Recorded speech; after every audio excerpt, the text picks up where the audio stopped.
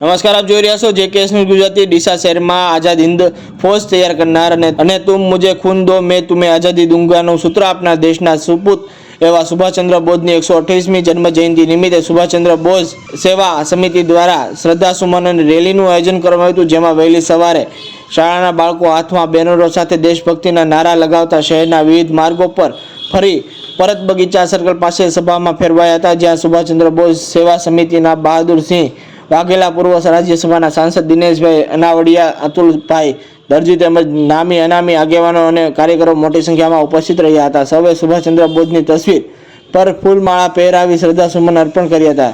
જેકેએસ news સાથે ભરત ઠક્કર, ડીસા। આજે ડીસા શહેરમાં સુભાષચંદ્ર બોઝ સેવા સમિતિ દ્વારા શ્રી સુભાષચંદ્રની જન્મ જયંતિ નિમિત્તે શાળાના વિદ્યાર્થીઓ, બાળકો અને ડીસાના શહેરજનો સાથે મળીને એક રેલીનું આયોજન કર્યું હતું જાહેર માર્ગો ઉપર। અને આ નિમિત્તે સુભાષચંદ્ર બોઝ ચોક કહેવાય છે, ચોકની અંદર આવી